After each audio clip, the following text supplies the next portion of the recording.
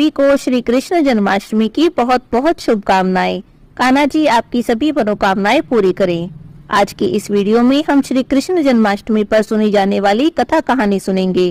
श्री कृष्ण जन्माष्टमी का व्रत भाद्रपद मास के कृष्ण पक्ष की अष्टमी को किया जाता है और श्री कृष्ण जन्माष्टमी को भगवान श्री कृष्ण के जन्मोत्सव के रूप में मनाया जाता है।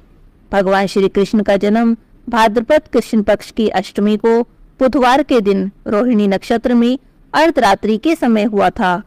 जन्माष्टमी का यह व्रत पूरे साल रखे जाने वाले व्रत में सबसे बड़ा माना जाता है। इसी व्रत राज कहा जाता है। ऐसी मान्यता है कि जो कोई भी जन्माष्टमी का एक व्रत कर लेता है उसे पूरे साल के सभी व्रत करने जितना पुण्य मिलता है। 1 करोड़ एकादशी व्रत का व्रत करे तब जाकर एक जन्माष्टमी व्रत के फल का बराबर पुण्य मिलता है। जो कोई भी जन्माष्टमी का व्रत करता है भगवान श्री कृष्ण उसकी सारी मनोकामनाएं पूरी करते हैं। ऐसी मान्यता है कि जो जन्माष्टमी के दिन भगवान श्री कृष्ण को केवल झूला भी झूला देता है उसकी भी सभी मनोकामनाएं भगवान पूरी करते हैं। जो कोई जन्माष्टमी का व्रत करता है, जन्माष्टमी व्रत की इस कथा को सुनता है, उसके सभी पाप नष्ट हो जाते हैं। तो आइए सुनते हैं जन्माष्टमी व्रत की कथा। बोलिए कृष्ण भगवान की जय हो। द्वापर युग में जब पृथ्वी पाप और अत्याचार के भार से दबने लगी, तब पृथ्वी गाय माता का रूप बनाकर सृष्टिकर्ता विधाता ब्रह्मा जी के पास गई। सभी देवता ब्रह्मा जी के पास गए और ब्रह्मा जी को पृथ्वी की दुखांत कथा सुनाई। वहां पर उपस्थित सभी देवताओं ने निर्णय किया कि इस संकट के समाधान के लिए भगवान विष्णु के पास जाएंगे और सभी लोग पृथ्वी देवी को साथ लेकर क्षीर सागर में भगवान विष्णु जी के पास पहुंचे। भगवान विष्णु शेषशैया पर शयन कर रहे थे। वहां जाकर सभी देवतागण भगवान विष्णु की स्तुति करने लगे। स्तुति करने से भगवान विष्णु की निद्रा भंग हुई। तब भगवान ने सबके आने का कारण पूछा। तब दीनहीन वाणी में पृथ्वी देवी बोली कि हे प्रभु, संपूर्ण भूमंडल पाप और अत्याचार से घिर गया है। पृथ्वी इन पाप और अत्याचार के भार से दबने लगी है, इसीलिए कृपा करके आप इस संकट का निवारण करें।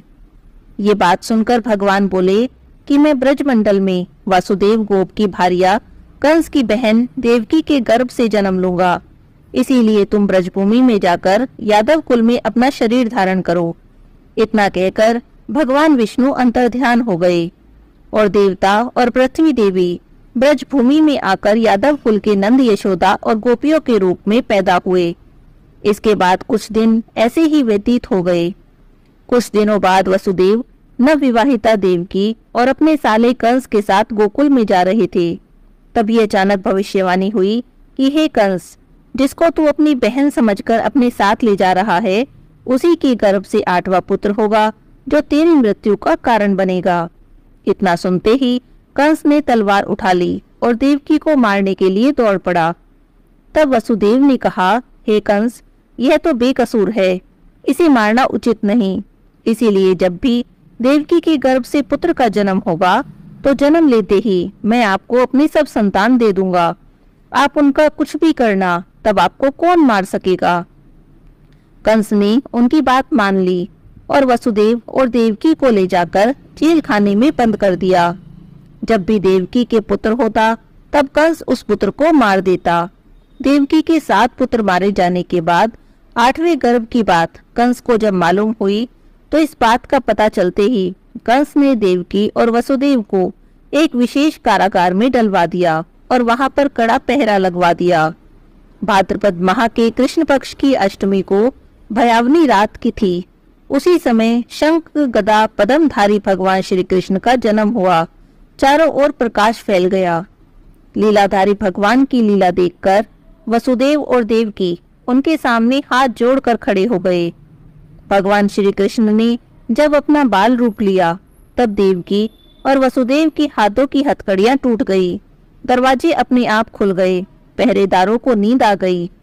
तब वसुदेव कृष्ण जी को अपने साथ लेकर वहां से निकल गए। जब वसुदेव जी ने यमुना को पार करने के लिए अंदर प्रवेश किया तब यमुना का स्तर बढ़ने लगा।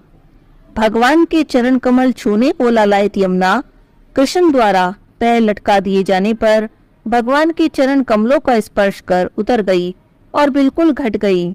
वसुदेव पैदल ही यमुना पार कर गए और गोकुल धाम पहुंच गए। वहां जाकर खुले दरवाजे और सोई हुई यशोदा मैया को देखकर बालक कृष्ण को उन्होंने वही सुला दिया और मैया यशोदा के पास सोई कन्या को लेकर वापस चले आए।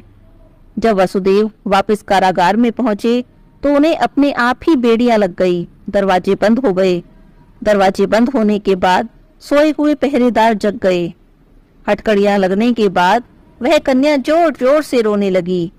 तब पहरेदारों ने कन्या के रोने की आवाज सुनकर कंस के पास खबर भेज दी कि देवकी की 8वीं संतान का जन्म हो चुका है।